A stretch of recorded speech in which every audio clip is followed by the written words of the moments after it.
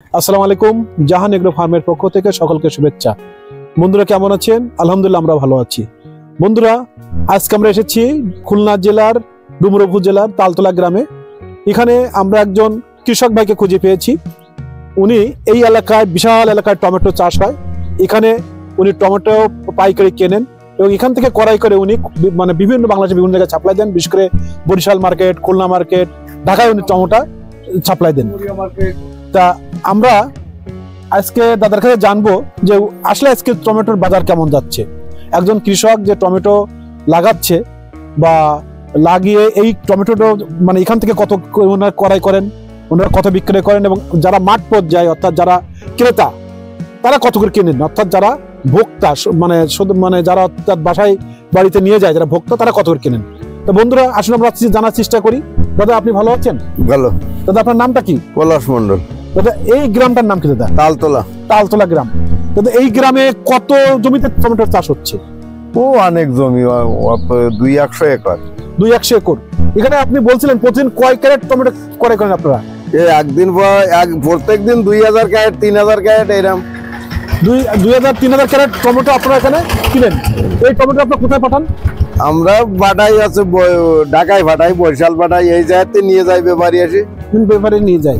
আপনারা আজকে এখানে কত করে টমেটো কিনলেন? আজকে 4 টাকা কিনেছি। 4 টাকা কেজি? হ্যাঁ। এটা কি আসলে মানে কেজি কিনেন না এখানে বেশি আপনারা নেন? যে 40 যেমন 40 কেজি জায়গায় 42 কেজি মন হয় এরকম কিছু? 42 কেজি মন। 42 কেজি মন। এখন কি টমেটোর দাম কারো বাড়বে না কমার দিকে যাবে? সেটা তো আমরা বলবো কি করে। গত দিনের আগের দিন কিনেছি 2 টাকা। ও তাহলে এখন বাড়ছে? বাড়ছে। আগে ছিল 2 টাকা কেজি, আজকে হচ্ছে 4 টাকা কেজি। আজকে 4 টাকা কেজি। আচ্ছা আচ্ছা। তো ওকে বন্ধুরা, আমরা আজকের মতো আমরা পলাশদার সাথে এখানে শেষ করছি। আমরা কৃষকের কাছে যে আবার কৃষকের আপনারা আপডেট দেব। তা দাদা আপনাকে ধন্যবাদ, আপনি ভালো থাকেন। ভালো।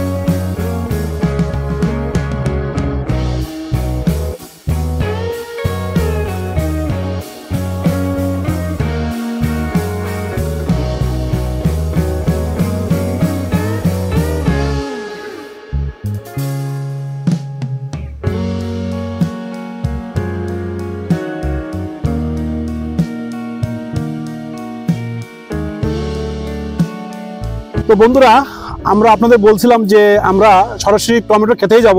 এখানে দেবপ্রসাদ দা আছে।